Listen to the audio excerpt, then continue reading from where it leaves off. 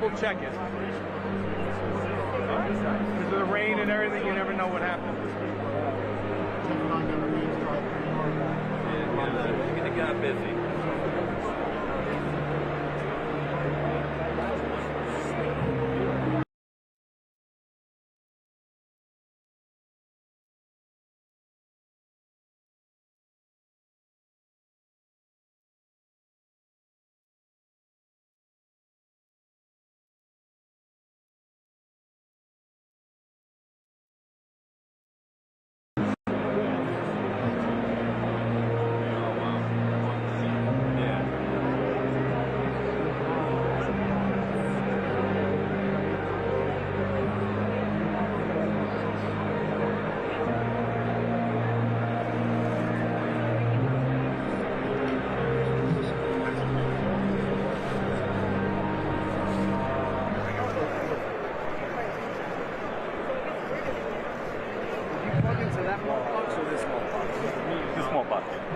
Because I'm plugged into both.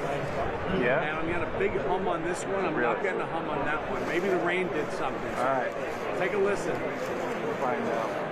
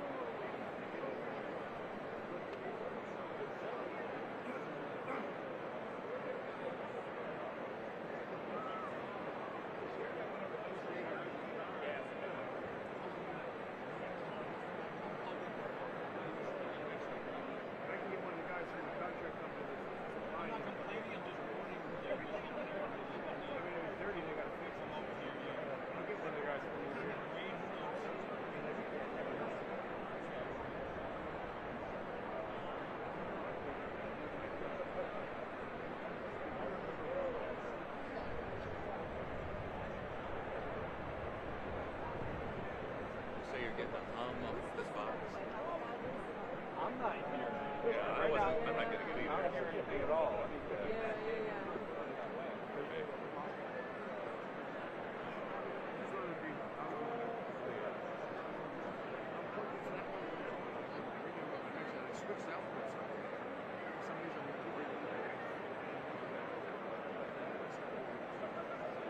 I'm plugged into this one as well.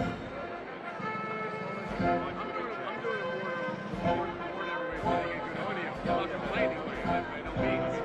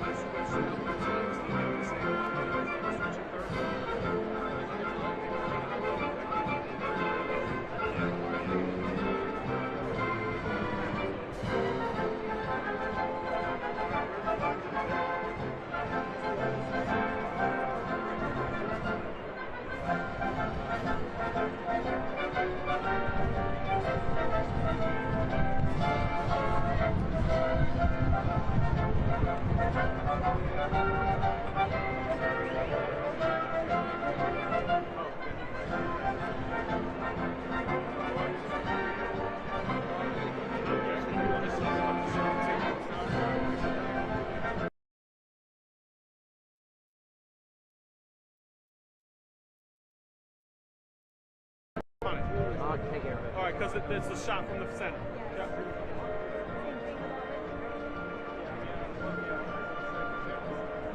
Where are you going to put it?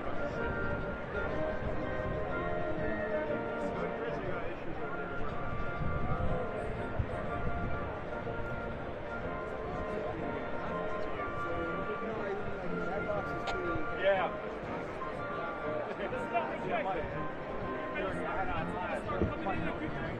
There's a hump coming through. He's working on that. He might be putting an ISO in the line or something. He may be putting an ISO in the line. It may be somebody plugged into power. It's separate from theirs. And you got a ground that's happening. So he might have to he's going to run over to that. Put this into that one. It's definitely dirty. Yeah, he's got a hump. Yeah, it's definitely the box that they got a hump.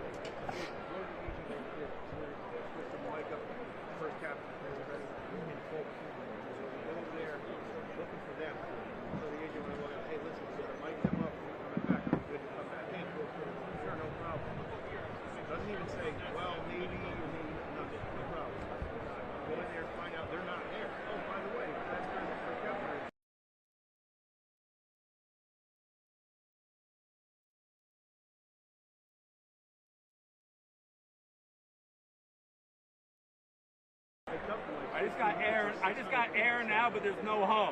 So once I actually hear something, but there's no more of the All right, watch this walk over there and walk back. The hump's we're gone. in a secure building where everybody's been cleared. You can't come in. You just told I know, sir.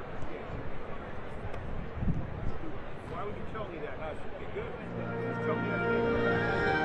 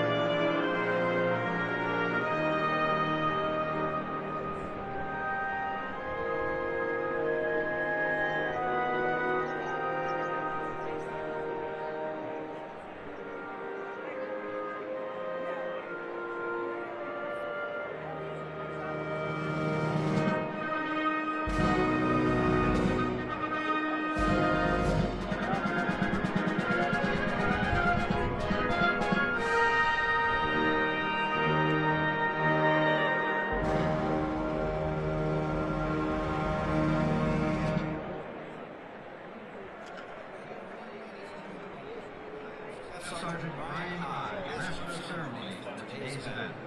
Welcome to West Point and the graduation ceremony for the class of 2025.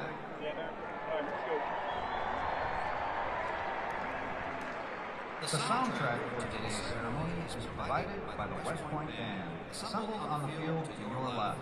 Established in 1817, the West Point Band's core mission is to educate, train, and inspire foreign cadets through world-class music. The West Point Band is under the direction of the band's commander, Lieutenant Colonel Daniel Smith Tobin. Please give a round of applause for the West Point Band.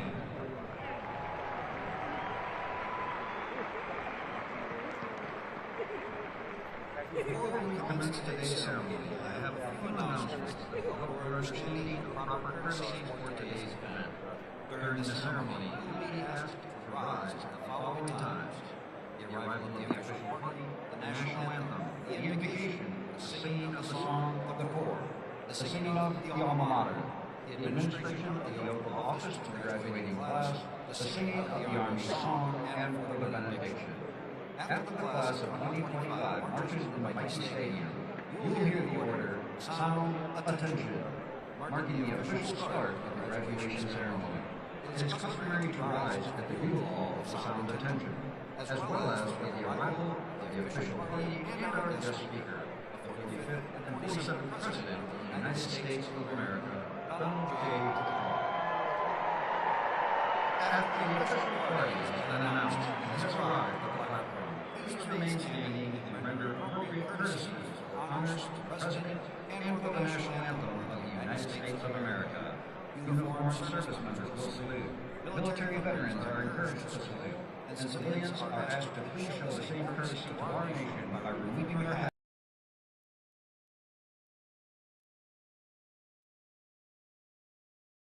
After completion, we ask that you remain standing for the invocation. As a courtesy, please also rise when the President completes his address to the class of 2025 and remain standing for the President's departure. The Secretary of the Army present Diploma, those cadets who were assumed by designation, class valedictorian, the cadet first captain, class president, and the Army Athletic Association trophy winners. The remaining graduates will receive their diplomas alphabetically by company. Cadets in the 1st and 2nd regiments will be seated on the north side of the stadium to your left. Cadets in the 3rd and 4th regiments will be seated on the south side of the stadium to your right. After today's ceremony, the class of 2025 will participate in the time-honored tradition of the cadet hat toss. Once the distribution of diplomas to the graduating class begins, those wishing to participate in the hat toss may move to the screening point, a ramp located in the southwest corner of the stadium. Only children can participate in this ceremony, provided that they meet the following criteria. They must be 4 to 10 years old, to be 42 inches and 54 inches tall, and accompanied by a parent or guardian who is 18 years or older. All participants must enter the screening point for participating in the hat toss. The child must be accompanied in the initial screening point to the completion of the hat toss. Parents or guardians and children may enter the staging area only if the child meets the criteria for participation. Parents must remain on the field in an appropriate staging area for their child to participate. Parents are not authorized to collect a hat or accompany their child to the hat toss collection area. Participants will take all directives from officers, non-commissioned officers, cadet staff, security personnel, and cadets directing the event. Children will pick up one hat. Following the ceremony, shuttle bus transportation will be available from Mighty Stadium to all major parking lots. The shuttle will run a continuous loop to these stops until approximately 6 p.m. For our 80 guests and those with limited mobility, transportation is available from Gate 7 outside the southwest corner of the stadium to Diploma. Be courteous and cautious as you leave the stadium. Parking ceremonies begin at 2 p.m. Finally, we want to ensure everyone has the opportunity to enjoy today's ceremony. As a courtesy, we ask that you remain considerate of those around you as you take pictures and video. We would also like to remind you that Mighty Stadium is a non-smoking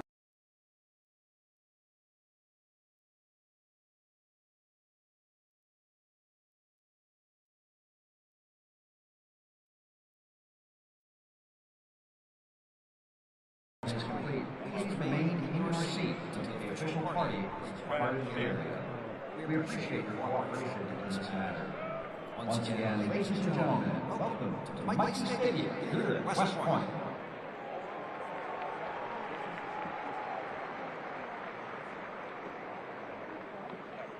Come up here.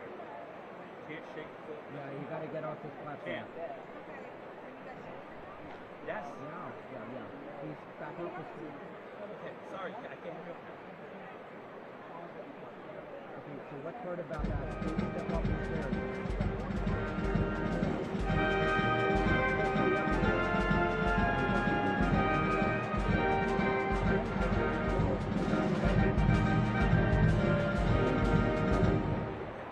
Ladies and gentlemen, please welcome the United States Military Academy, class of 2025.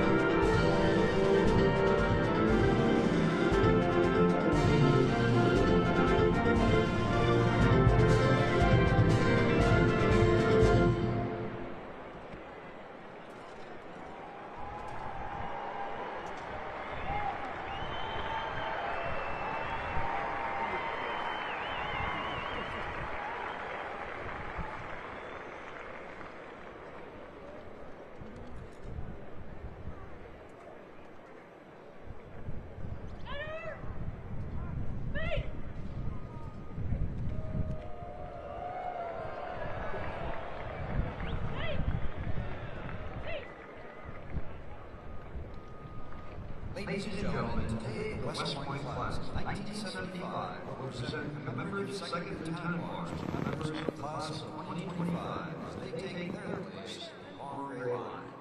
The class of 1975, which will celebrate its 50th class reunion here at West Point this fall, has developed a special relationship with the class of 2025.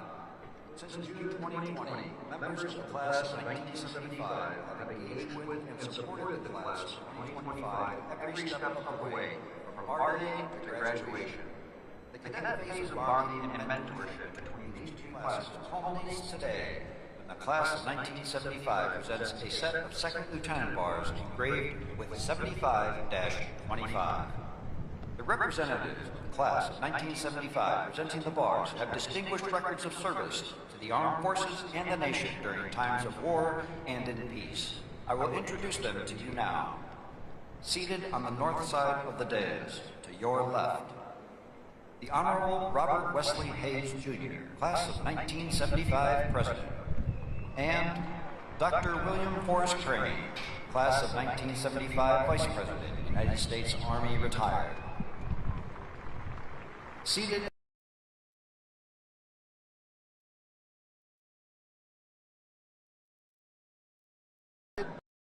Mr. Timothy F. Sugar. Gentlemen, we welcome you back to attend this special graduation ceremony. It is a pleasure and honor to have you here with us today.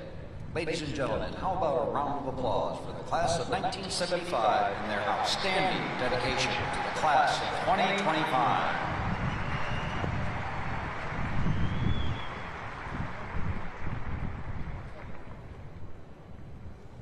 Ladies and gentlemen, and members of the class of 25, just as the long gray line represents the connection of all graduates throughout the Academy's storied history, today's faculty processional recognizes the dedication and academic excellence of all United States Military Academy faculty, both past and present.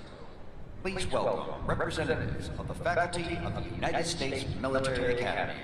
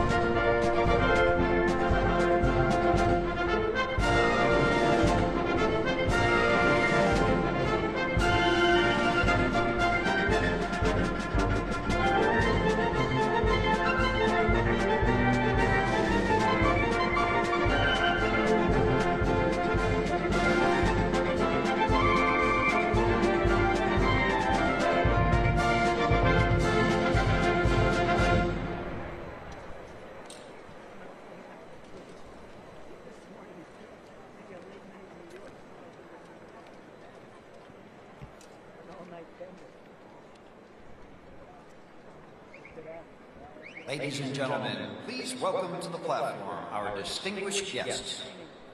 United States Congressman from the state of Arkansas and West Point Board of Visitors Chairman, the Honorable Steve Womack. United States Representative for New York's 18th Congressional District and West Point Class of 2004, the Honorable Pat Ryan. The Commandant of Cadets, Brigadier General R.J. Garcia. The Dean of the Academic Board, Brigadier General Shane R. Reeves. The Athletics Director, Mr. Thomas Theodorakis. The Senior Advisor for Character Integration, Dr. Jeff Peterson. The West Point Chief of Staff, Colonel Con Deaton. The United States Military Academy, Command Sergeant Major Phil Barretto. The United States Corps of Cadets Command Sergeant Major Tony Powers. Members of the Academic Board and other senior Academy leaders.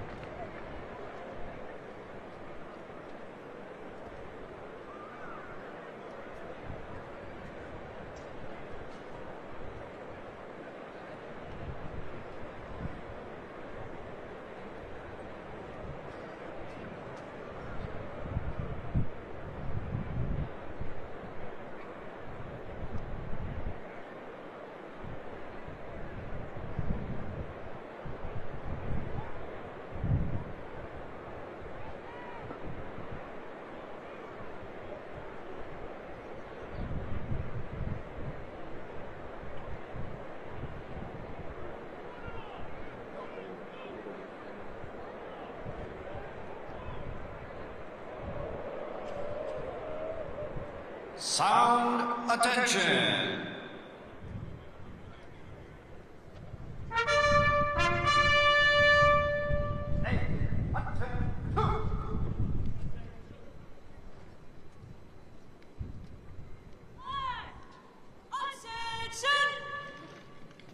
Ladies and gentlemen, please rise for the entrance of the official party.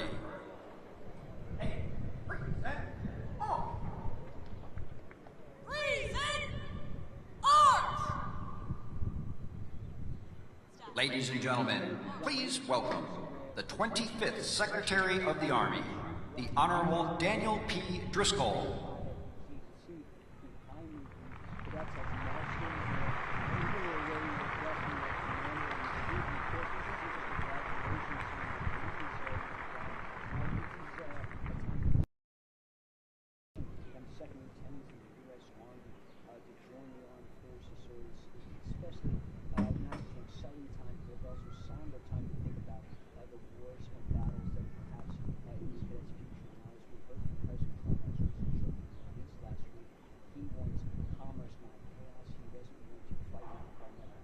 The 41st Chief of Staff of the Army, General Randy A. George.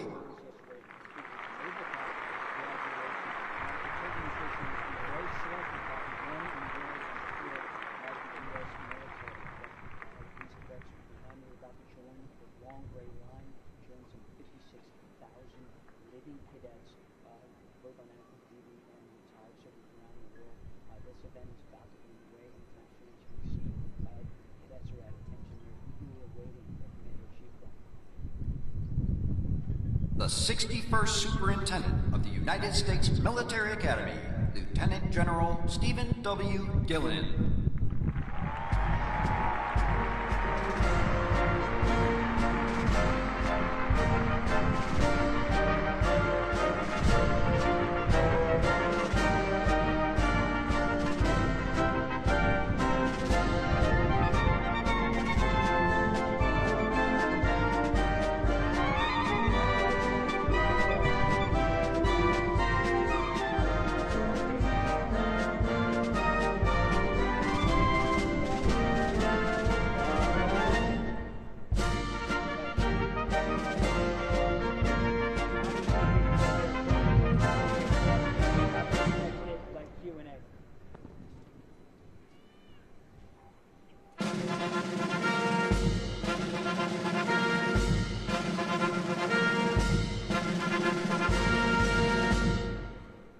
Ladies and gentlemen, the 45th and 47th President of the United States of America, Donald J.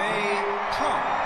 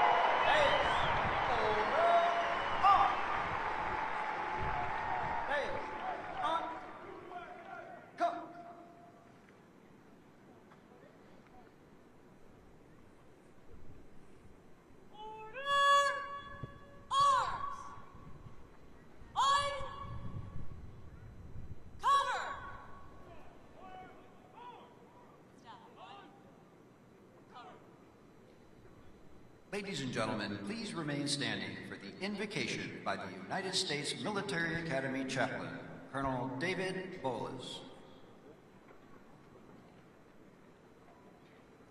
I invite you to pray with me.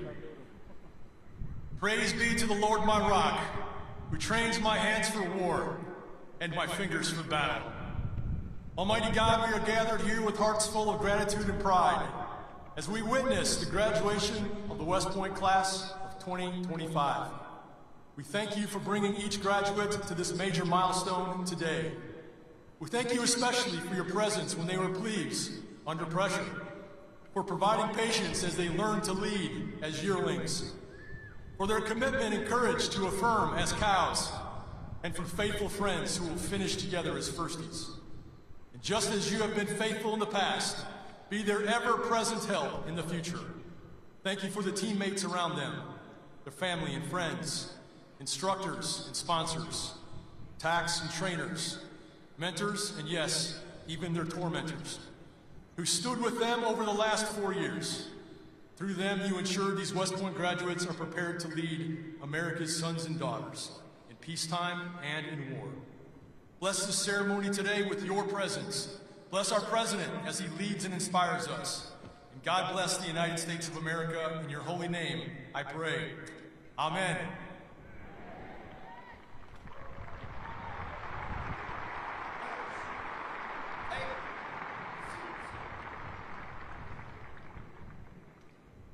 Please be seated.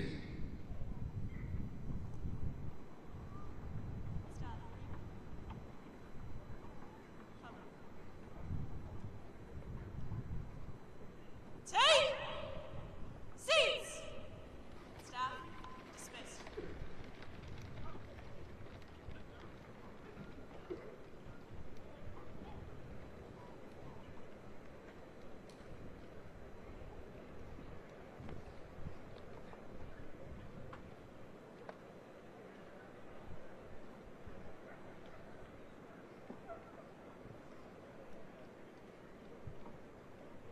Please welcome the 61st Superintendent of the United States Military Academy, Lieutenant General Stephen W. Gilland.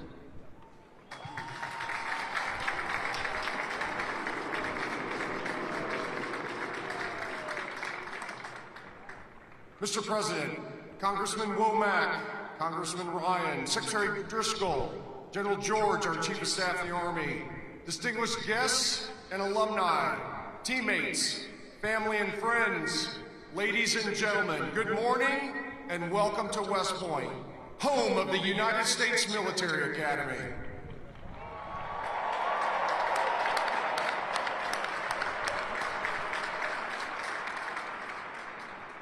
We are tremendously honored to have you here today to celebrate the 1,002 outstanding cadets of the class of 2025 as they graduate and commission as the newest officers and leaders of character in your United States Army.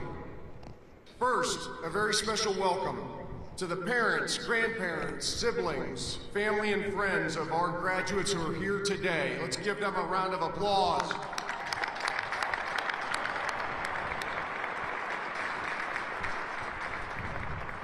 Thank you all for the love and support and encouragement that you've given your cadet along their journey at the United States Military Academy. I'd like to acknowledge the members of the 50-year affiliate class for our graduating class, the Courage and Drive class of 1975.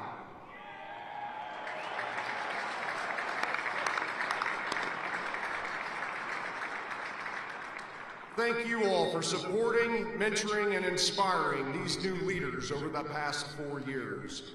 You are all wonderful exemplars of leadership, excellence, and selfless service. And we are grateful to you for demonstrating the strength of the long gray line to this outstanding class. Class of 2025, together we thrive. Congratulations and well done.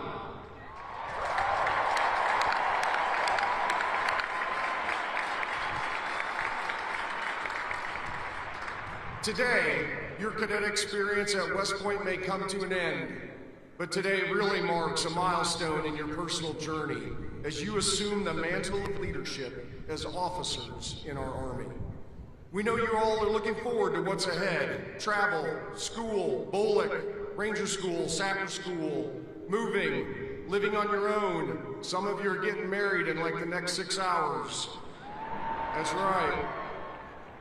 However, for all of you, I just ask of you, take a moment during the next few weeks while you're enjoying some free time to reflect on your time here. Think about all the opportunities and experiences that you've had and the challenges you've overcome on the road to becoming a leader of character. Think about the hard work, some blood, a lot of sweat, as well as the grit, toughness, determination, and the continual pursuit of excellence. Think about the friends you've made and the relationships developed, the camaraderie with teammates, the TACs, instructors, coaches, and old grads who've encouraged and mentored you, and the family and friends who supported you and cheered you on.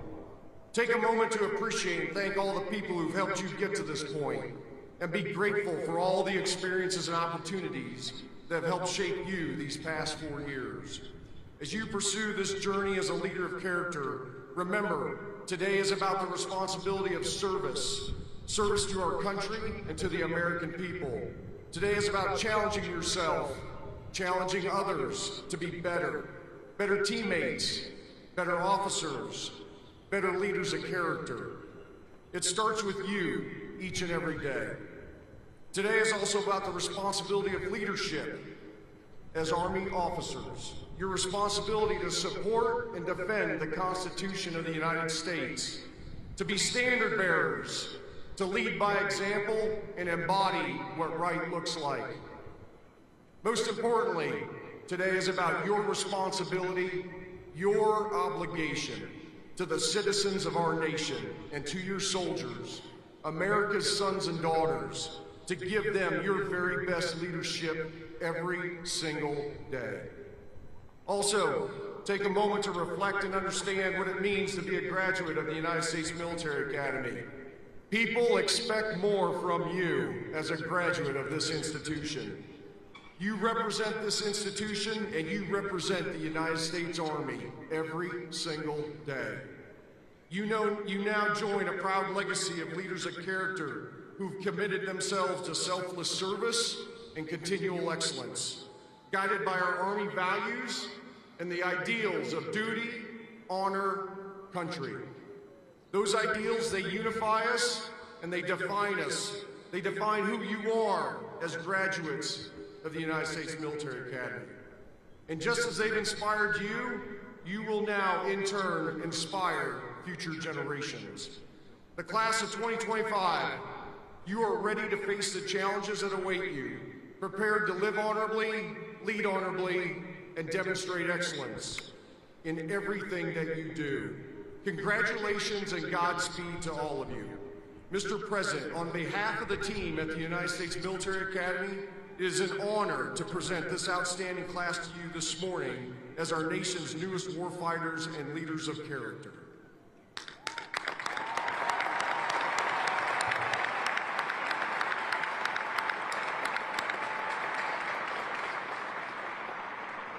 Ladies and gentlemen, it is my honor to introduce this morning's commencement speaker, the 45th and 47th President of the United States, President Donald J. Trump.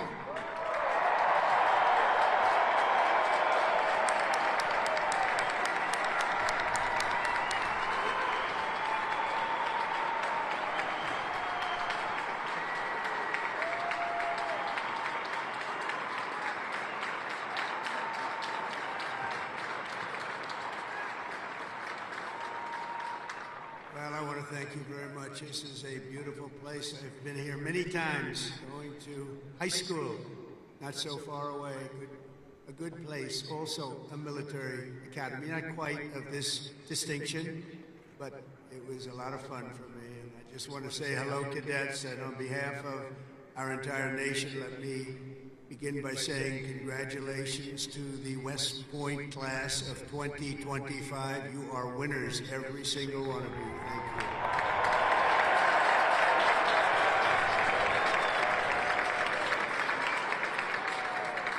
And now we want you to relax, and I'm supposed to say at ease, but you're already at ease. You're at ease because you've made a great choice in what you're doing. Your choices in life have been really amazing. So this is a celebration, and let's have a little fun.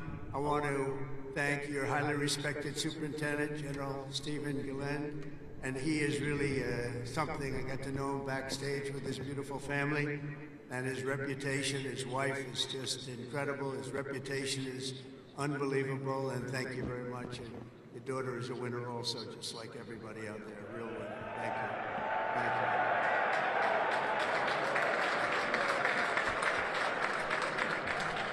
you. I also want to thank your Commandant General R.J. Garcia, Secretary of the Army Dan Driscoll, Army Chief of Staff General Randy George, Senator Ashley Moody, Representatives Steve Womack, Bill Heisinger, Pat Ryan, Mark Green, Keith Self, Acting U.S. Attorney Alina Haber, and very much just all of the friends. We have a lot of friends in the audience today, and I just want to thank them all for being here. We have a tremendous amount of my friends. They wanted to come up and they wanted to watch the ceremony, and they wanted to watch you much more so than me.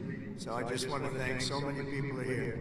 Over the past 4 years, an extraordinary group of professors, teachers, coaches, leaders, and warriors have transformed this class of cadets into an exceptional group of scholars and soldiers. And so let's give the entire group, the entire West Point faculty, staff, for their incredible love of you and outstanding devotion to the Corps. Let's give them a little hand.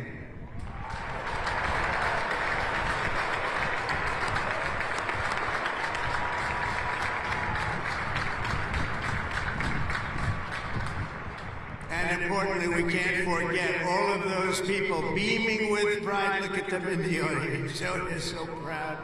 They're in the stands. So thank your parents, your grandparents, and family members who made this all possible for you. Thank you.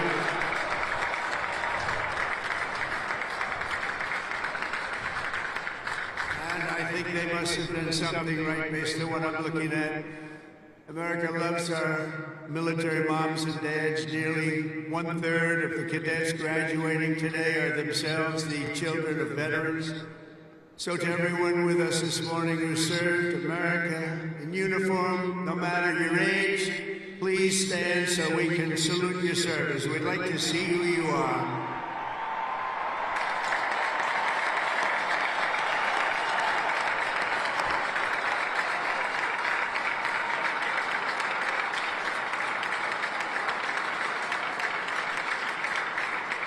Congratulations. Great job. Every cadet in the field before me should savor this morning, because this is a day that you will never, ever forget. In a few moments, you will become graduates of the most elite and storied military academy in human history, and you will become officers in the greatest and most powerful army the world has ever known. And I know because I rebuilt that army, and I rebuilt the military.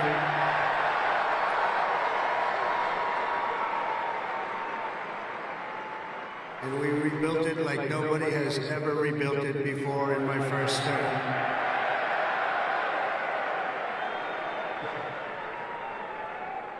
Your experience here at West Point has been anything but easy.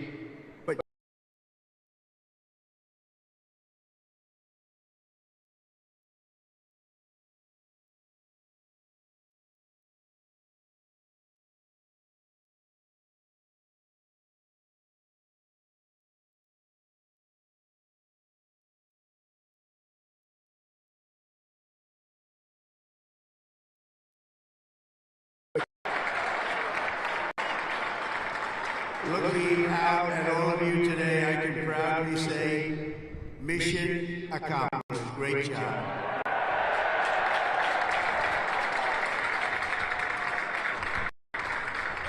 But now you have to go on. You have to forget that. Because now you have another. It's a sad thing, isn't it? You know, you can't rest on your laurels no matter what. just have to keep going. You take it, you take a little day off, and you go on to the rest. Because you have to have victory after victory after victory, and that's what you're going to have as you receive your commissions as second lieutenants. Each of you continues down the same hallowed path walked by titans and legends of U.S. military law, giants like Ulysses S. Grant, John Blackjack Pershing, Dwight David Eisenhower, the one and only Douglas MacArthur, old blood and guts George Patton, and Stormin Norman Schwarzkopf. Oh, great. So many more.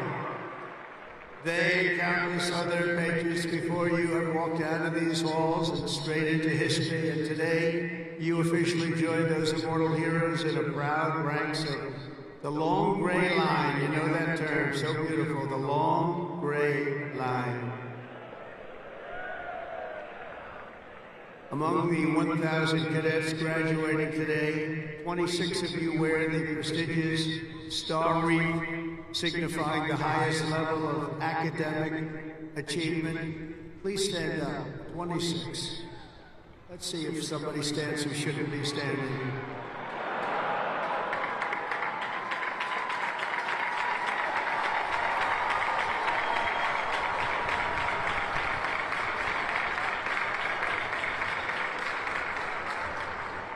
Congratulations, it's a big honor. This class includes an incredible 4 Rhodes Scholars. Stand up, please, 4.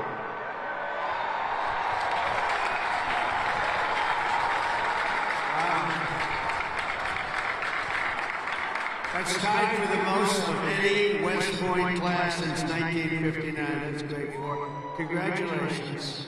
Boy, oh boy, oh boy. I want to bring them right to the Oval Office. I don't want to have them go too far away from me. 8 cadets here today took on the challenge of designing their own hypersonic rocket. Oh, we can use you. Building them right now. You know, we had ours stolen. We are the designer of it. We had it stolen during the Obama administration. They stole it. You know who stole it? The Russians stole it. Something bad happened. But we're the designer of it. We're now building them, and lots of them. And earlier this year, they launched it into space, setting a world record for amateur rocketry. Can't get you in there fast enough. This class excelled not only mentally but also physically last January when more than 1,000 cadets volunteered for an 18.5-mile march on a freezing winter night. Cadet Chris Verdugo completed the task in 2 hours and 30 minutes flat, smashing the international record for the competition by 13 minutes. Where is he? Where is he? Come up here. Come up here, Chris. Get up here. Come here. That's by 13 minutes. Come here, Chris.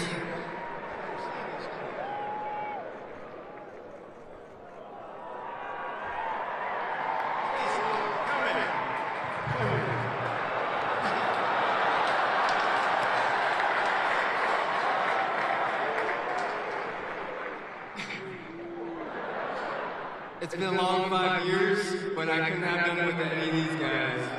Love you guys.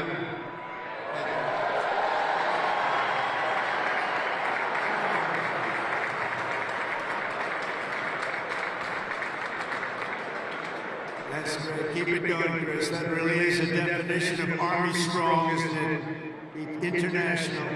International. This class includes 513 graduates who completed Air Assault School, 70 who completed Airborne School, 8 who made it through the ultra-elite Army Diver School, among the most difficult and grueling programs anywhere on Earth.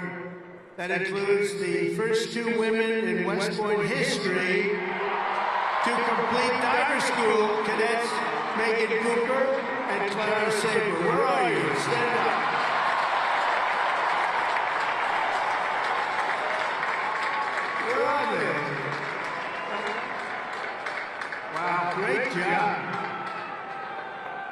is not easy. Congratulations, Megan and Clara. That's a job well done. Thank you very much. Some of you achieved a different kind of distinction here at the Academy, including 7 century men who completed 100 hours of marching for disciplinary, infraction. No, don't tell me I'm doing this. Oh, I'm so sorry. Would you like to stand up?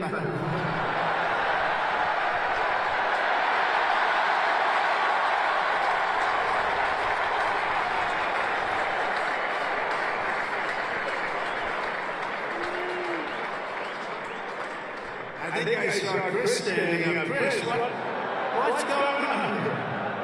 Well, you had one good, one not so good, right, Chris? Can't believe Chris is standing up.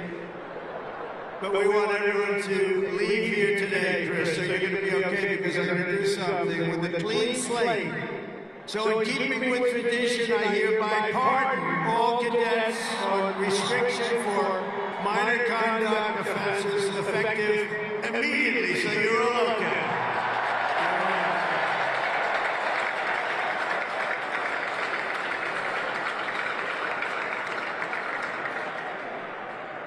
The class of 2025 is a lot to be proud of, including your first-rate athletes and athletics. You are something. I've been watching too. I love the sports stuff. What you've done is pretty amazing. Last year, for the first time ever, Army lacrosse became the #1 ranked men's lacrosse team in the entire country.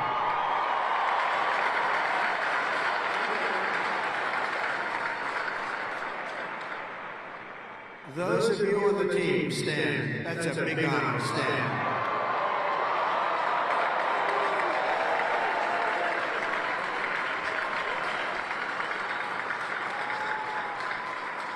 Great. That's a tough sport, too. That's #1 in the country. Your sophomore year, Army football beat Navy 2017. And the next year, you did it again, beating Navy 17-11 and dominating Air Force 23-3. But this year, the Black Knights fought your way into the top 20 nationally and racked up your longest winning streak since 1949 with the help of graduating quarterback Cadet Bryson Daly, or as you call him, Captain America. Captain America. Stand up, Bryson.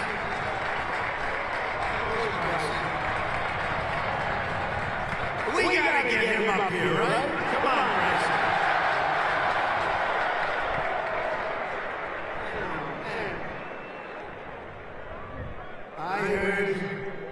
I heard he's some. Well, I came to a game and he was.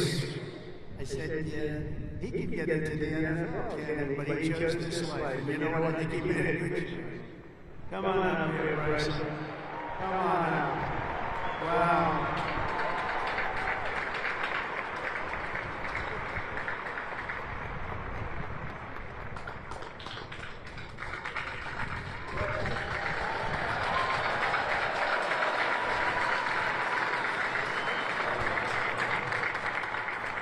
Go Army football. Shout out the Hogs, H4.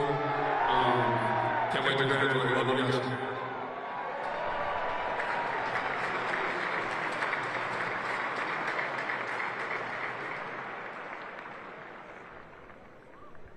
I just tapped his shoulders like I hit a piece of steel.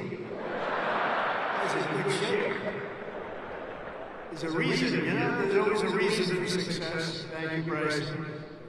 At a time when other top college quarterbacks were thinking about going pro, Bryson's mind was on something else. As he told an interviewer earlier this year, I'm focused on my career as an infantry officer. That's what he wants to do. So Bryson, you did the right thing. That service at its finest. Thanks, Bryson. That's amazing. He's an amazing guy with an amazing team. Each of you on the field today is among the most talented members of your generation. You could have done anything you wanted. You could have gone anywhere. You could have gone to any school. This is one of the hardest schools to get into. And writing your own ticket to top jobs on Wall Street or Silicon Valley wouldn't be bad, but I think what you're doing is better. Instead of sports teams and spreadsheets and software, you chose a life of service, very important service, instead of stock options. And I do that stuff. It's sort of boring. Honestly, compared to what you're doing, it's real boring. You chose honor and you chose sacrifice. And instead of business suits, dress shoes, you chose money boots and fatigues, keeping yourself in shape. Because West Point cadets don't just have the brightest minds, you also have the bravest hearts and the noblest souls. You're amazing people. I could not be more proud to serve you as your commander-in-chief, and our country is doing well. We've turned it around very quickly. We've turned it around.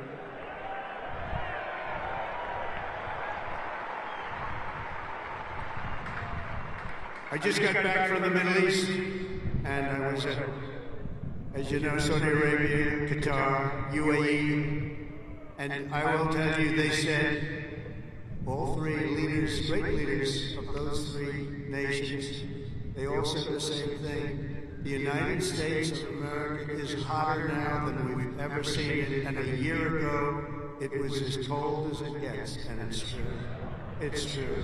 We have the hottest country in the world, and the whole world is talking about it.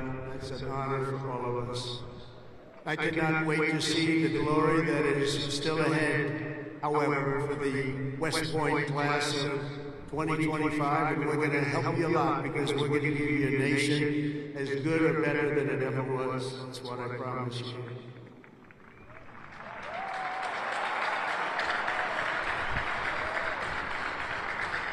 All the victories that you've had together on these grounds will soon pale in comparison to the momentous deeds that you'll perform on the mission you're accepting today as a future leader of America's Army.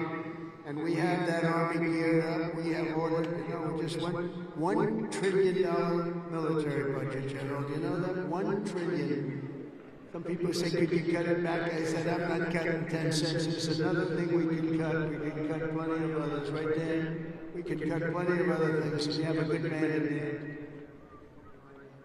It's a very different warfare out there today. Now they've introduced a thing called drone. A drone is a little bit different. It makes you have to go back and learn a whole new form of warfare. You're going to do it better than anybody else. There won't be anybody close. Generation after generation, the men and women of the Army have done whatever it takes to defend our flag, pouring out their blood onto the fields of battle all over the world. And all over the world, you're respected like nobody is respected. Our soldiers have sprinted through storms of bullets, clouds of shrapnel, slogged through miles of dirt and oceans of sand, scaled towering cliffs of jagged rock. And time again, the American soldier has charged into the fires of hell and sent the devil racing in full retreat.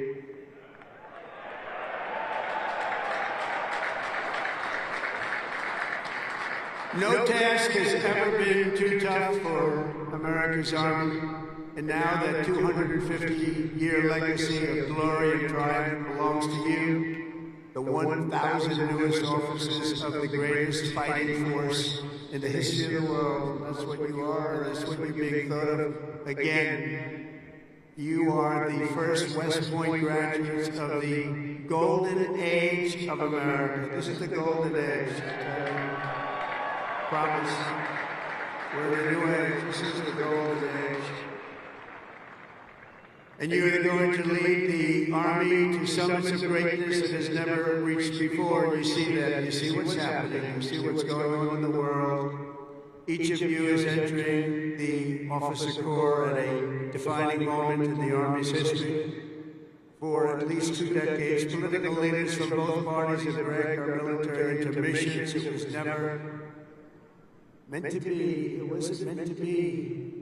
People would say, why are we doing this? Why are we wasting our time, money, and souls in some cases?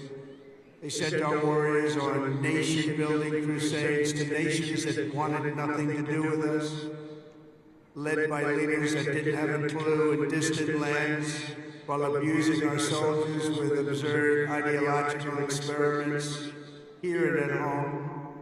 All of that's ended, you know, all of it's ended. It's ended strongly. They're not even allowed to think about it anymore. They subjected the armed forces to all manner of social projects and political causes, while leaving our borders undefended and depleting our arsenals to fight other countries' wars. We fought for other countries' borders, but we didn't fight for our own border, but now we do, like we have never fought before. But under the Trump administration, those days are over. We're getting rid of the distractions and we're focusing our military on its core mission, crushing America's adversaries, killing America's enemies, and defending our great American flag like it has never been defended before.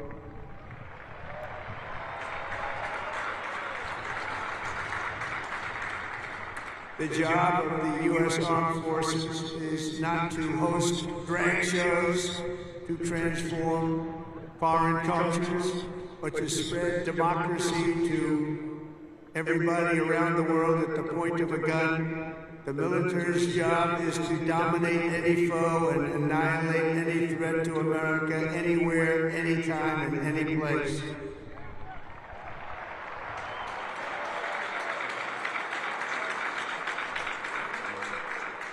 A big part of that job is to be respected again, and you are, as of right now, respected more than any army anywhere in the world, and that's happening, and I can tell you, you are respected like nobody can believe.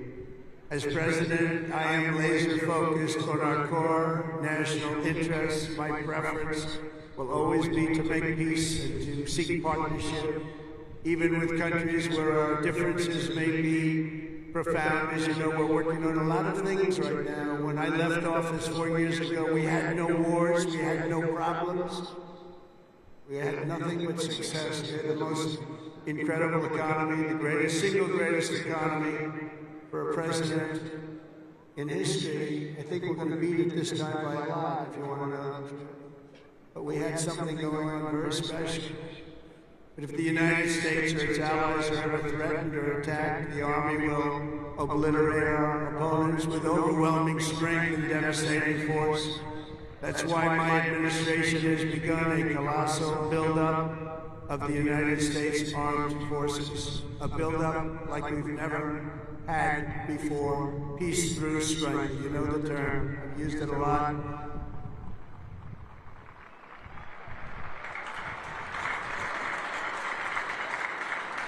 Because as much as you want to fight, I'd rather do it without having to fight. I just want to look at them and have them fold. That's happening. That's happening. And I've approved a $1 trillion investment, and that will be, again, the largest ever in the history of our country. And we are buying you new airplanes, brand new beautiful planes, redesigned planes, brand new planes, totally stealth planes. I hope they're stealth. I don't know, that whole stealth thing, I'm sort of wondering. You mean if we shape a wing this way, they don't see it, but the other way they see it? I'm not so sure. That's what they tell me. We have the best tanks anywhere in the world. We're going to start shipbuilding again.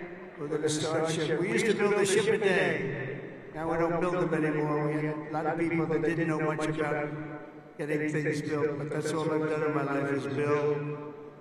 We're going to have the best missiles. We already do, drones, and much, much more. And earlier this week, I think you'll like this, I announced that we are officially building all in America, made in America, designed in America. We're the only ones that could do it because we're the only ones with the great technology. We're building the Golden Dome missile defense shield to protect our homeland and to protect West Point from attack. And it will be completed before I leave office.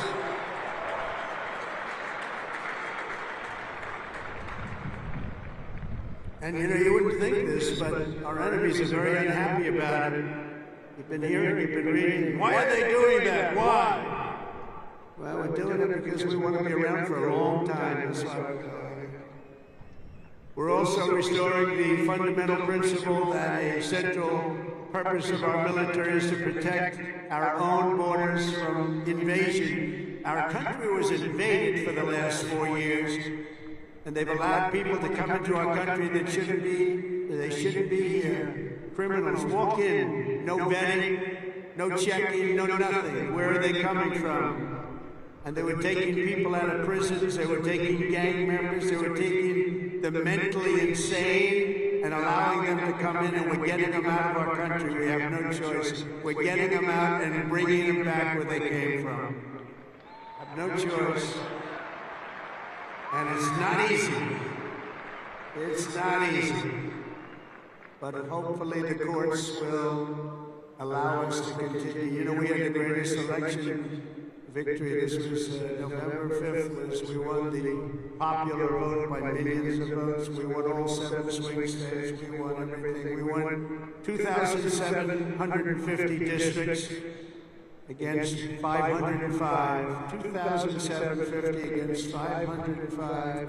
We had a great mandate, and it gives us the right to do what we want to do to make our country great again, and that's what we're going to do. And on day one, I deployed our military to the southern border, and since that day, we've reduced the number of illegal border crossings where there used to be hundreds of thousands of people coming into our country a day.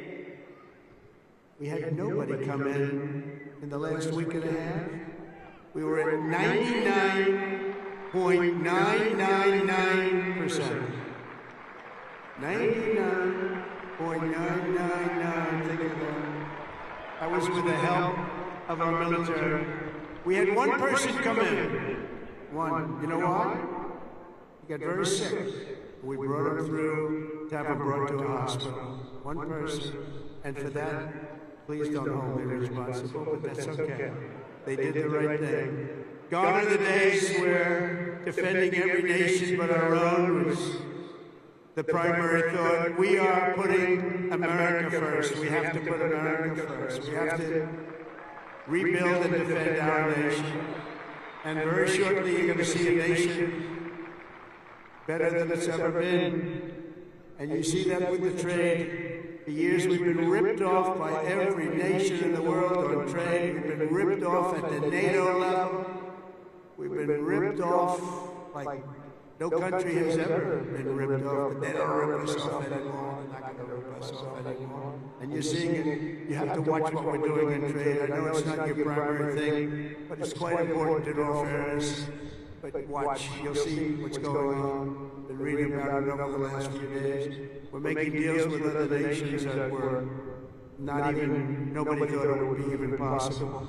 And the reason is very simple. They respect us again. They're respecting our country again. That's what we want. And everything we do, we are bringing common sense back to America. It's all about common sense. We can say we're liberal, we're conservative. The new word is progressive. They don't like using the word liberal anymore. That's why I call them liberal. But whatever you are, you know, most importantly, you have to have common sense, because most of it's about common sense when you get right down to it. And we have a lot of people with a lot of very smart people, but they have to have common sense. And we've liberated our troops from divisive and demeaning political trains.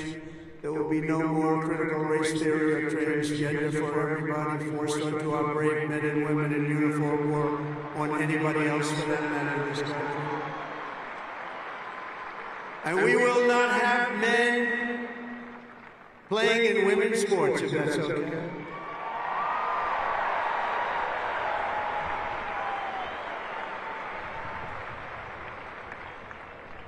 I mean, I wouldn't want to have to tackle, as an example, Bryson as a man. But I don't think a lot of women want to tackle him. I don't think so. How crazy is it? Men playing in women's sports, how crazy is it? So ridiculous, so demeaning to women. And it's over. That's over. We've ended it. And promotions and appointments will not be based on politics or identity. They'll be based on merit. We won that case in the Supreme Court of the United States. We're allowed to go back to a system of merit. We're a merit-based country again today.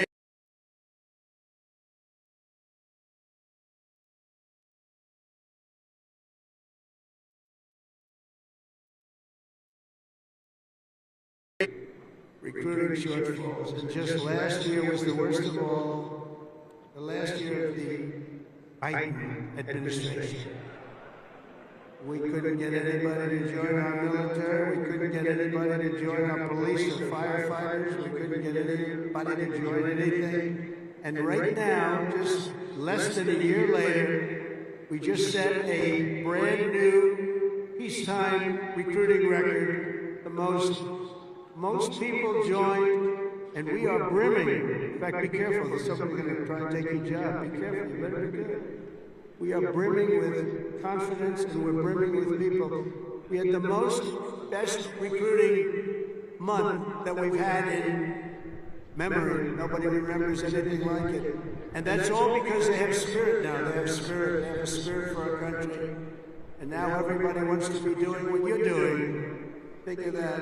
So it's really a great honor, I will say. And I'm pleased to report that by next week, the Army is expected to surpass its recruiting targets for the entire year, something that hasn't happened in 28 years where we've had that. So that's pretty good.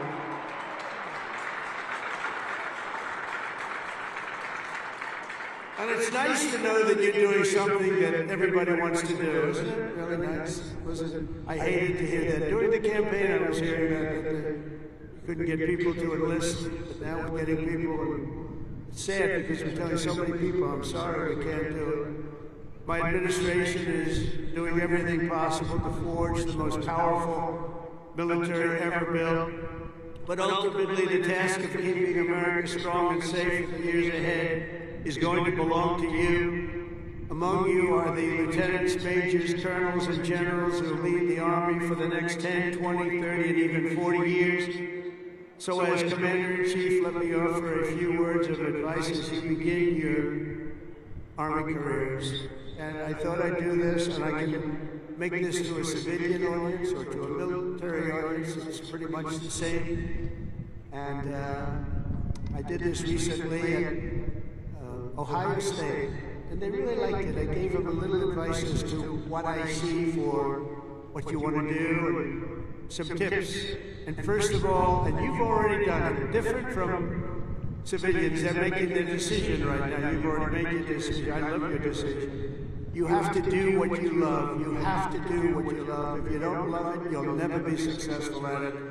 And you've done this, and you really, many of you in the audience, many of you that are graduating, you come from military backgrounds, or you love the military, it's what you want to do, it's what you want to talk about. One thing I see about people that love the military, that's all they want to talk about. I'll be out to dinner, generals, if they love their job, usually the only good ones are the ones who want to talk about it all the time. But if they talk, that's what they want to talk about. I really, very rarely see somebody who's successful that doesn't love what he or she does. You have to love what you do. In your case, the military is what you chose, and I'll tell you what, you cannot go wrong. You're going to see it too. You're going to love it more and more with time. You know, I work all the time. That's all I do is I work. Whether it's politically or before that, I was a very good businessman, in case you haven't heard, really good. But I was good because I loved it. I loved it. I learned from my father a little bit. My father was a happy guy, and all he did was work. He'd work Saturdays, Sundays, he'd work all the time, and he was a happy guy, just loved life. And I learned that. I said, you know, it makes him happy. I've seen other people that never work, and they're not happy.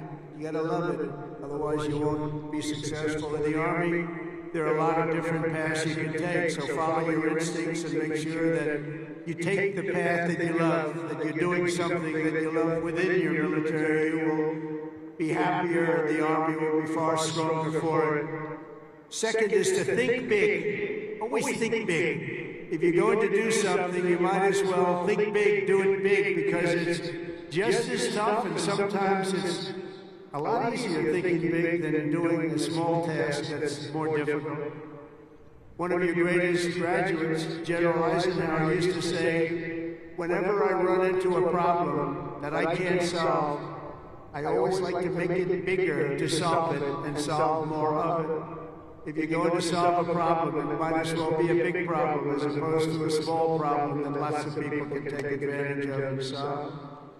So you can achieve something really amazing. Think big. Third, though, you got to do this. Brain power you have to have. Potential you have to have. But to be really successful, you're always going to have to work hard. An example is a great athlete, Gary Player, great golfer. He wasn't as big as the other men that were playing against him, great, big, strong guys. Gary was a smaller guy. I don't want to say too sweet. He's a friend of mine. He gets a little angry at people because he hits the ball just as far. He said, I hit the ball further than them. Why am I small? But he worked very, very hard. He was always doing exercise. He was well ahead of his time. He never stopped. He won 168 golf tournaments. He won 18 majors, 9 regular and 9 on the senior tour. 18 with 168. That's the most tournaments internationally, the most tournaments anybody's ever won. But he made a statement years ago, and I heard it. He's the first one. I think I've heard it a couple of times since, but he was the first. He said, it's funny, the harder I work, the luckier I get. And think of that, the harder I work, the luckier I get. And he worked hard, and you're working hard, and the harder you work, the luckier you're going to get. Fourth is, don't lose your momentum. Momentum's an amazing thing. Keep it going. I tell a story sometimes about a man who was a great, great real estate man. It was a man who was admired for real estate all over the world, actually, but all over the country. He built 11 towns. He started as a man who built one house, then he built 2, then he built 5, then he built 20, then he built 1,000, then he built 2,000 and 3,000 a year, and he got very big, very big. He was great at what he did. You see him all over the country, still 11 towns. This was a long time ago, but he was the first of the really, really big home builders. And he became very rich. He was a very rich man. And then he decided to sell. He was offered a lot of money by a big conglomerate, Gulf and Western, a big conglomerate. They didn't do real estate. They didn't know anything about it, but they saw the money he was making. They wanted to take it to a public company. And they gave him a lot of money, tremendous amount of money, more money than he ever thought he'd get. And he sold his company, and he had nothing to do. He ended up getting a divorce, found a new wife. Could you say a trophy wife? I guess we could say a trophy wife. It didn't work out too well, but it doesn't work out too well. I must tell you, a lot of trophy wives doesn't work out. But it made him happy for a little while at least. But he found a new wife. He sold his little boat. He got a big yacht. He had one of the biggest yachts anywhere in the world. He moved for a time to Monte Carlo, and he led the good life. And time went by, and he got bored. And 15 years later, the company that he sold to called him, and they said, the housing business is not for us. You have to understand, when Bill Leonard was hot, when he had momentum, he'd go to the job sites every night. He'd pick up every loose nail. He'd pick up every scrap of wood. If there was a bolt or a screw laying in the ground, he'd pick it up and he'd use it the next day and put it together the house. But now he was spoiled, and he was rich. He was really rich. And they called and they said, this isn't for us, this business. We do other things. Would you like to buy it back? We'll sell it back to you cheap. And they did. He bought it. He bought it. He thought he made a great deal, and he was all excited. But it was 15 years later. He lost a lot of momentum. Remember the word momentum. And he lost everything. It just didn't work. He lost everything. And I was sitting at a party on Fifth Avenue one night, a long time ago, and yet the biggest people in New York, the biggest people in the country, were all in that party. They were all saluting each other, how great they were. They were all telling each other, I'm greater than you. Gets me really, gives you a headache sometimes. But they had all these people that are telling their own stories about how fantastic a cocktail party. And I looked over, and I was doing well. I was invited to the party, so I had to be doing well. I was very, very young. But I made a name in real estate, and I looked over, and at the party, sitting in the corner all by himself, nobody was talking to, was Mr. Levin. He had just gone bankrupt, lost everything. He lost everything. His home, everything. And I went over and talked to him because he was in the real estate business, and I love real estate. I said, hello, Mr. Levin, how are you? He said, hello, Donald, it's nice to meet you. He knew me from being in the business. I said, so how's it going? He goes, not well. It's really not going well, as you probably read. It's been a very, very tough period for me, son. I said, so what happened? It's just anything you can do? He goes, no, there's not a thing I can do. He said, I'll never forget. He said, I've lost my momentum. I just didn't have it. I used to have it, but I lost my momentum. So it's a story I tell, and you have to know when you have the momentum, but sometimes you have to also know when you've lost the momentum. And leaving a field sometimes, leaving what you're doing sometimes is okay. But you gotta have momentum, but you have to know that momentum is gone. You have to know when to get out. And it's a very sad story. I remember that story so well, like it was yesterday. Fifth, you have to have the courage to take risks and to do things differently. Eisenhower again was threatened with court-martials as a young officer for advocating a new doctrine of tank warfare. Billy Mitchell was thrown out of the Army for pioneering the use of air power. They said, what do you mean air power? Don't be ridiculous. People willing to try and do things differently. It's never going to be easy for them, but they're the ones that are going to really do the important things. They're the ones who are going to make history. So don't be ashamed and don't be afraid. This is a time of incredible change, and we do not need an officer corps of careerists and yes men and people that want to keep it going the way it's been, because it changes rapidly, especially what you're doing. Because believe it or not, you're in a business profession where things change as rapidly like warfare, the type of warfare. Unfortunately, we're getting to see it with Russia and Ukraine, and we're studying it, and it's a very terrible thing to study. But we're seeing the different forms of warfare. We're seeing the drones that are coming down at angles, and with speed and with precision. We've never seen anything like it. Never seen anything like it, and we're learning from it. But your profession changes very rapidly. You've got to be at the top of it. You've got to be right at the head of the needle. We need patriots with guts and vision and backbone who take personal risks to ensure that America wins every single time. We want to win our battles. You know, I defeated ISIS in 3 weeks. They told me it would take 5 years. And the general that did it, you know that story, was named Raisin Cane. His name is Dan Cane, but his nickname was Raisin Cane. I said, your name is Raisin Cane. I love that. Is that a nickname? That's what they call me, sir. I love you, General. I think you're the guy I'm looking for. I want to know a guy named Raisin Cane, and he is now the head of the Joint Chiefs of Staff, and is a highly respected man. And we defeated, think of it, ISIS. They said, how long in Washington? Sir, it will take 4 years to defeat them, maybe 5. And maybe we won't, because they're all over the place. And then I met a man that said we could do it in 3 weeks, and he did it in 3 weeks. And that's why he's the head of the Joint Chiefs of Staff right now.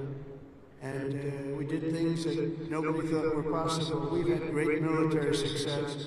When you have the right leader and you have the right people, we have the right people, you can have tremendous success. Sixth, never lose your faith in America and the American people, because they're always going to be there for you. I went through a very tough time with some very radicalized, sick people. And I say I was investigated more than the great, late Alphonse Capone. Alphonse Capone was a monster. He was a very hardened criminal.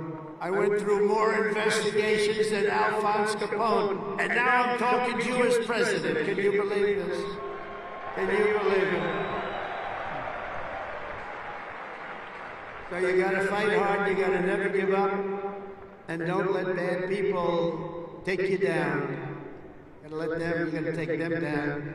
A lot of bad people out there, and those people you have to figure it out. But you also have a lot of great people. Finally, hold on to your culture and your traditions, because that's what makes something really great, and that's what's made the Army great. The culture and the tradition. Whether we're talking about a battalion, a business, a sports team, or even a nation, history has shown that in many ways culture is destiny. So do not let anyone destroy the culture of winning. You have to win. Winning is a beautiful thing. Losing, not for us. Not for us. Not for anybody here. If it was, you wouldn't be here. From the earliest days of our nation, this supreme tradition of American military service has been passed down from soldier to soldier and generation to generation, and it's a beautiful thing to watch. Graduating today is Cadet Ricky McMahon, Ricky's great-grandfather. Stand up wherever you are, Ricky, if you're going to like this. Ricky's great-grandfather served in World War I. His grandfather served in World War II. And his uncle, father, and mother all graduated from West Point. Where is Ricky?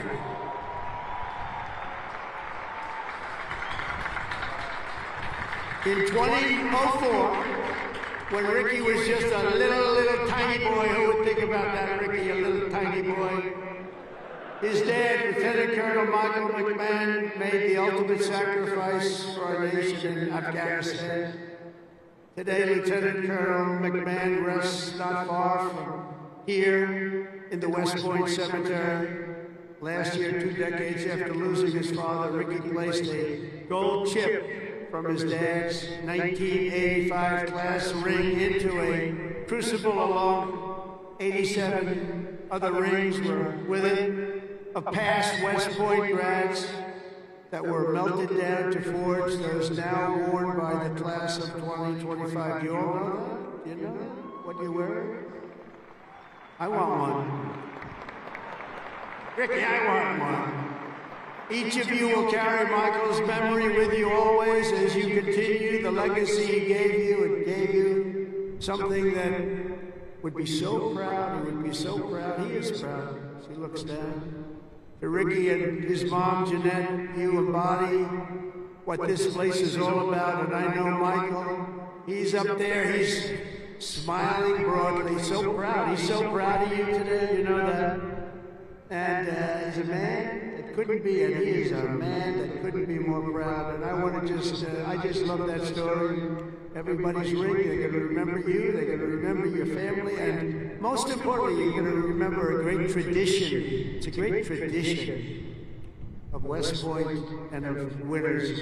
Thank you very much. It's great to meet you. Thank you. You can sit down. You want to come up? If you want to come up, come on, come on.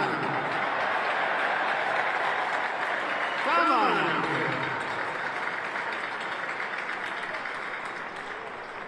That's nice. Yeah, handsome guy. They're all good looking here. I don't know what's going on. The whole crowd is beautiful. Thank you very much.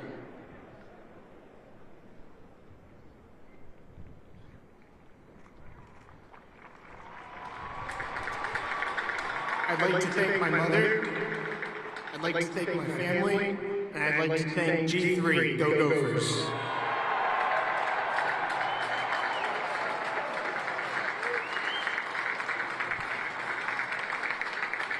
These are good-looking people, I'll tell you, General. What's going on over there? Look like all a bunch of male models. I can't stand it.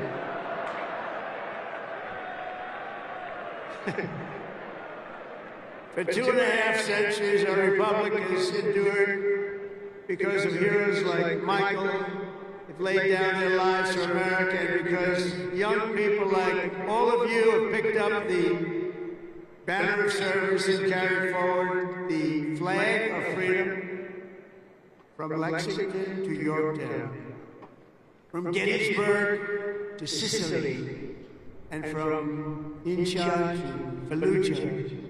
America has been won and saved by an unbroken chain of soldiers and patriots who ran to the sound of the guns, leapt into the maw of battle, and charged into the crucible of fire to seize the crown of victory, no matter the odds, no matter the cost, no matter the danger.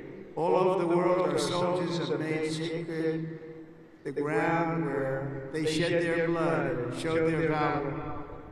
From Seminary Ridge to San Juan Hill, Bellawood, Omaha Beach, Leyte Gulf, Ardennes Forest, Chosen Reservoir, all over, and even a place called Pork Chop Hill.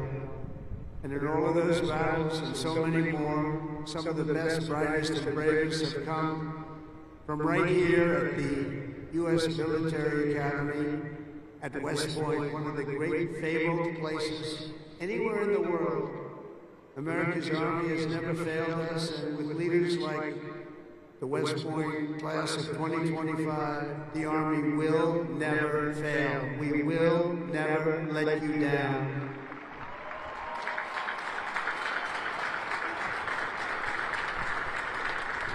And over the last week, I had the honor of speaking to the heads of many countries, and they would say, 2 weeks ago, they said, the 8th, they said, "Sir, we're celebrating the victory today of World War II." And I said, "Wow, that's nice." Then I'd call another one, unrelated. "Sir, we're celebrating the victory of World War II." Then I called out President of France or something, also unrelated. He said, "Sir, we're celebrating our victory over World War II." I said, "Whoa, what happened here?" We helped them a lot. And I had this. Russia talked to Putin about ending that terrible war that's going on. And he said they're having a big victory march. And they did lose, in all fairness, 51 million people. But they were all celebrating. The only country that wasn't celebrating was the United States of America. And I said, "Isn't it amazing? We were the ones that won the war. And we were helped. We were helped. In some cases, we had to help them. But we were helped by some of the nations. And we were strongly helped by a couple of them. But every one of them was celebrating. They had Victory Day. They called it Victory Day in Europe, Victory Day all over. And we weren't even thought about. Nobody had a Victory Day. And so I named that special day and another special day from now on as a holiday, but a holiday where we work. Because we don't have enough days. We're going to be having so many holidays, we're not going to be able to work anymore.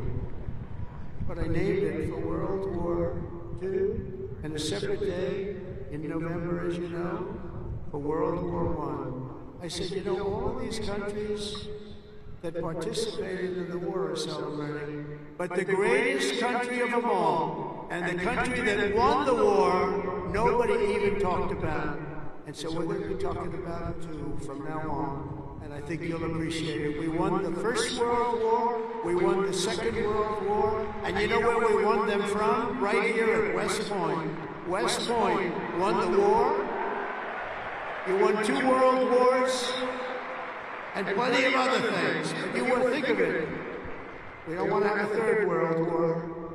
But we won the First World War, we won the Second World War right here from West Point. And that's something. And we're going to be talking about it. You know, they can talk about it. And in some cases, as you know, they didn't do too much to help. They were ground down. But they were celebrating victory. No, we're going to celebrate victory because we're the ones that won that war. Standing before you today, I know that you will never stop. You will never quit. You will never yield. You will never tire. You will never, ever, ever surrender. Never give up. Remember that. Never give up. It's another little factor I could have added. Never, ever give up. Raise your right hand. I pledge I will never, ever give up. You can never give up. You can never give up. If you do, you're not going to be successful because you'll go through things that will be bad. You're going to have great moments. You're going to have bad moments. You can never give up. Through every challenge and every battle, you'll stand strong. You'll work hard. You'll stay tough. And you will fight, fight, fight, and win, win, win.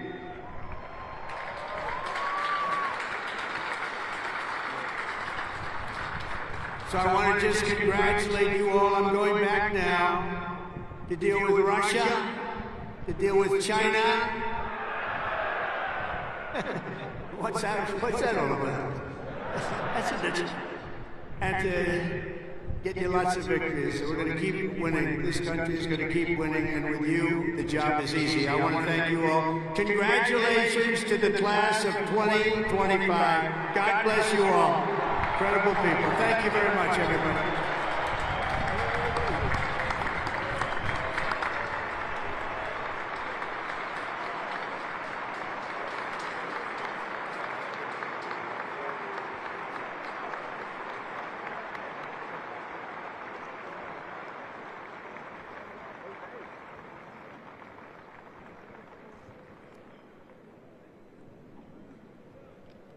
Ladies and gentlemen, at this time, please remain standing for the presentation of the class gift. The class president, Cadet Catherine LaRue, will present a panoramic photo of the class of 2025 to the president.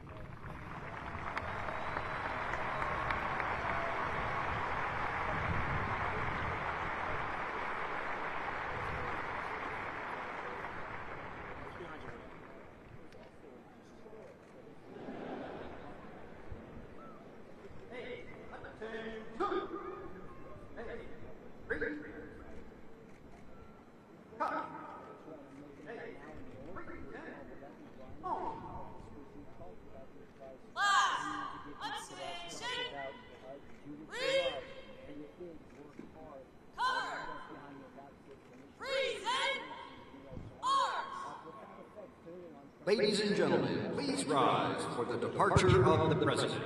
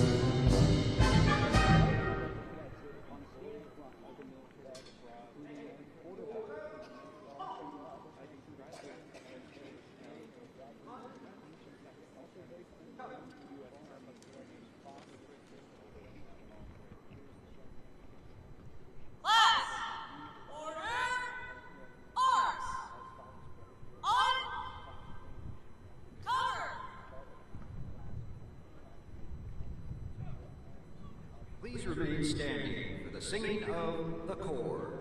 A cherished West Point song, the Corps became a West Point tradition at the baccalaureate service for the class of 1911 and first sung at graduation in 1962. Memorial Day weekend, much more powerful than.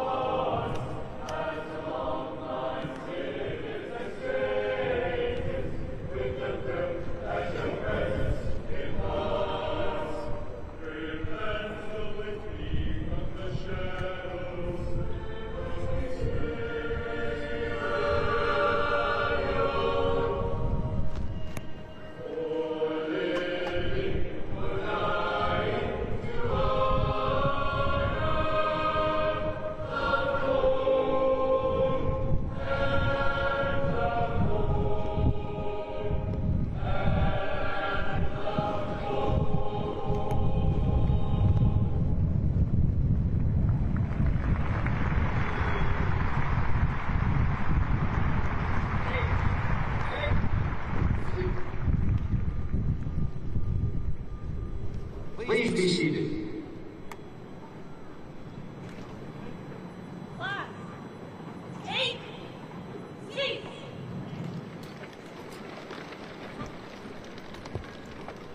Ladies and gentlemen, the Dean of the Academic Board, Brigadier General Shane R. Reeves.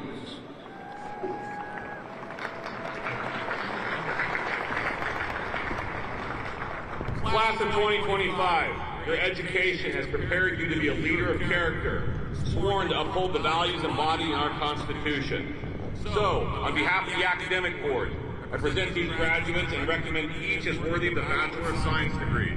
Secretary of the Army will present diplomas to those cadets awarded summa cum laude designation, class valedictorian, cadet first captain, class president, and the Army Athletic Association trophy winners.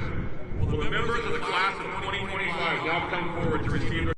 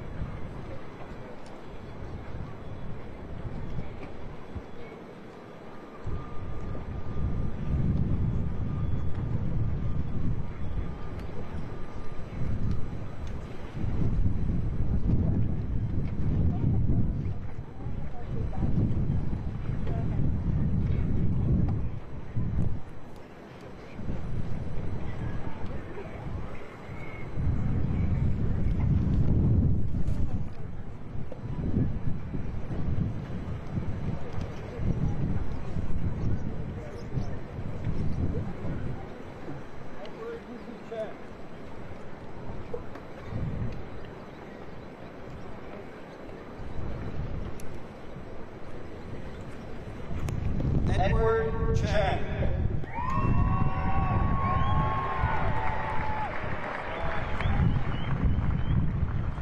Catherine G. LaRue, Class President.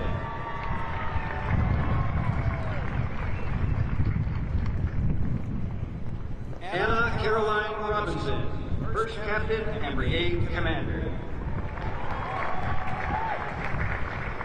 Joanna K. Halfhill.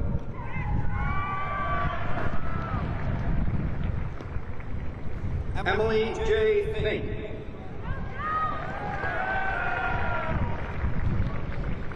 Alan J. Hyland, Army Athletic Trophy winner.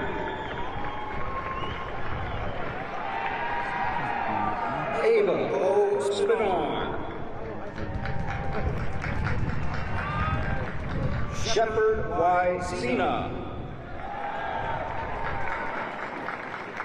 Pearson J. Ederly. Mitchell J. Walker.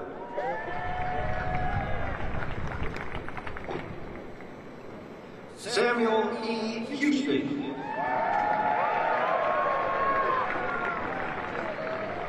Luke A. Farrow.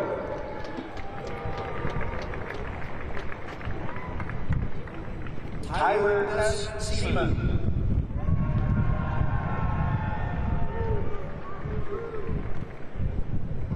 Andrew J. Sanchez.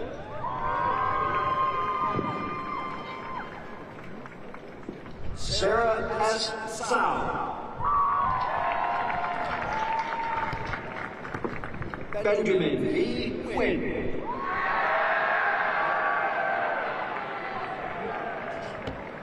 Roger M. Briggs III.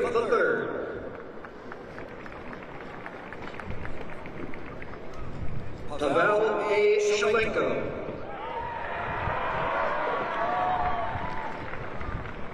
Gabriela M. Sorrentino.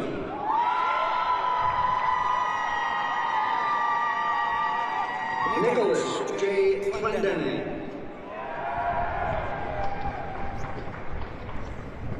William M. Knowlton.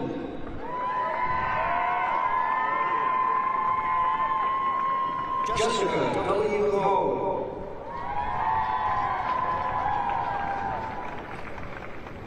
Macy D. Marinick.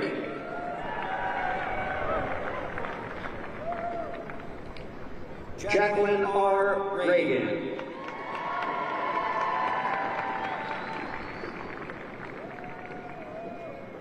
Hunter M. Dunnington.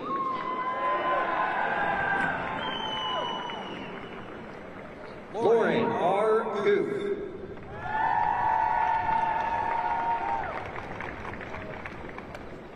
Eric D. Cole.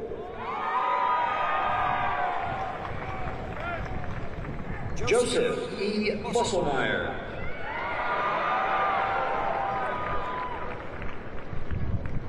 Mason J. Stocking.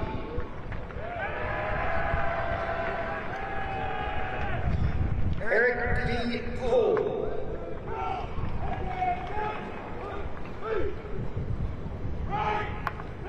Ryan C. Haywood.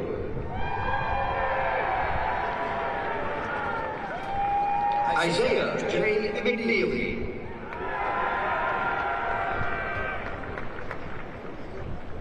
Jack R. Hernan.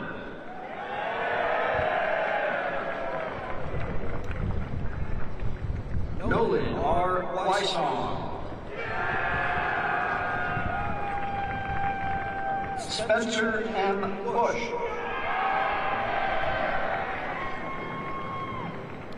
Landon C. Stalker.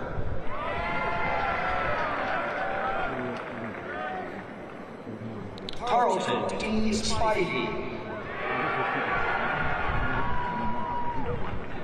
Ryan J. Whitfield.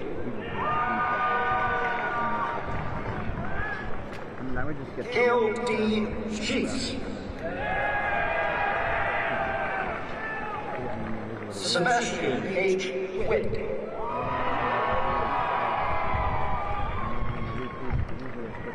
Evan C. Asuncion.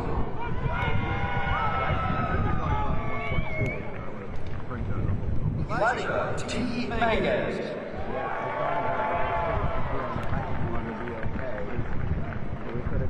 Kelly R. Sharman.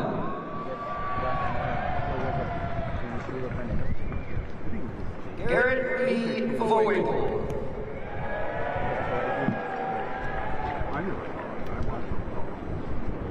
Liam C. Caphart.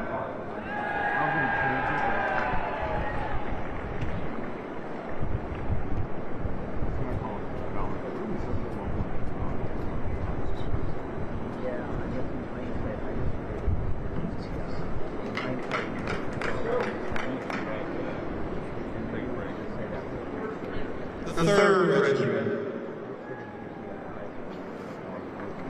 The 1st Regiment. The 3rd Regiment. Hannah C. Andrews. Daniela A. Agee. Tyler R. Cameron. Henry M. Beck. Sean M. Carter. Daniel Borsoff. Connor E. Chang. Arthur S. Brown III. Sadie R. Cumberbatch. Eric U. Callahan. Hayden W. Daniel. Daniel C. Croston. Nathan M. Davis. Antonio L. Daughtery. Matthew L. Doyle. Samuel A. Garza. Haruna Raku. Timothy R. Johnson. Adam J. Benavide. A.J. Joyce. Preston L. Fortune III. Joshua Kim. John K. Coachmiller. George R. Lewis. David W. Renati III. John W. McHugh. Tarisha Hayabulu. Brandon J. McDermott. Jason S. Hanson. N. Sue Moon. Moses J. Kim. Maria I. Morrell. Kayla A. Carey. Roman X. Ochoa. Caleb P. Queen. K. L. Patton. Jonah Landis. James E. Payne. Garrett L. Longstaff. Nicole M. Picaro. Leonel Martinez. Jordan B. Reese. Emilio S. Nebeker. Ryan W. Salgado. Ian M. Zaguna. Eli G. Tate. Sarah K. Black. Claire K. Sy. Tyler J. Rafferty. Isaiah M. Velez. Matthew S. Smith. Andrew C. Waiku. Christopher A. Verdugo. Hannah L. Wright. Kaylee E. Walker. Raquel A. Zeta. Veronica M. Chow. Autumn R. Baumgartner. Kyle S. Atherton. Regar J. Wright. Connor J. Bryant. Jed H. Crosby. Zachary E. Coulter. Jonah H. Dorr. James F. Conti II. Patrick T. Dudley. Kobe J. Fleming. Joshua T. Evers. Breon A. Bonity. Ryan Z. Frost. Noel M. Brown. Isabella L. Garcia. Sarah F. Dudger. Nicolas Gavilia. Henry Hassa. Noah R. Hale. David C. Horn. Paige A. Haramis. Jonathan F. Horvath. Joseph J. Hall. Claire M. Sue. Daniel Cascario. James D. Justice. Ryan A. King II. Julia A. Kelly, Catherine M. Kirby, Jordan A. Law, Margaret A. Cronin, Isaac M. Lewis, John J.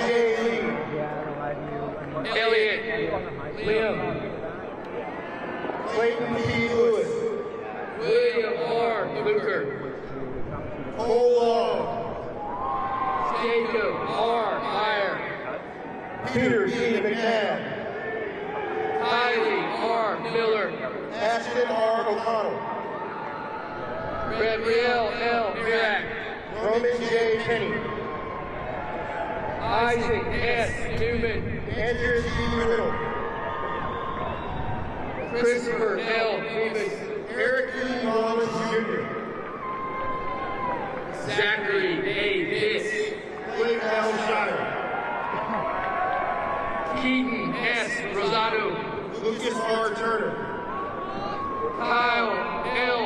Schwartz, Jackson W. Wagner, Nathaniel L. Kalani, Matthew M. Walton, Wesley R. Rocca, Edward T. Brayton, Blake C. Parker, Alexander D. Tampa, Sierra Zoe Bennett Mankey, Eve A. Crossett, Harrison B. Brownlee, Christopher C. Darrow Jr., Abigail R. Bug, Mika E. Jones, Allison R. Burgess, Alexander T. Edwards, Sean M. Huff, David C. Hoyt, Will H. Evans, Benjamin T. Hunt, Mateo A. Finn, Oscar T. Neese, Giovanna A. Fiore, Mandani Mighty, Matthew R. Griffin, Hunter C. Mamal, Owen K. Harlow, Ryan A. McDonough, Jacob K. Markami, Laura S. McCall, Hunter S. Howell, Curtis M. Pierce, Luke A. Johnson, James M. Mama Jr., Armand Comstall, Faith G. Myers, Charles Lee, Claire E. Sabo, Mitch Kinder Marcellin, Luke T. Sapio, Aiden M. Miller, Bryce A. St. Clair, Caleb M. Peterson, O.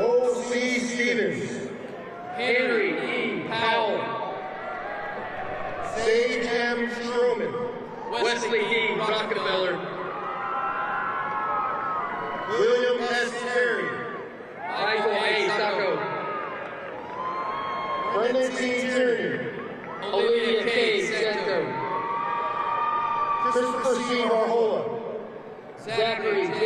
Standifer, Robert J. Wilson, Zayla A. Street, Callahan D. Parker, Catherine N. Ward, Ryan J. Beeman, Nicholas C. Zavala, Vishnu Badavula, Matthew B. Aguilar Snitner, Devin M. Brown, Maya C. Mercy, Amelia E. Jackson, Archie L. Bass, Ian J. Kavanaugh,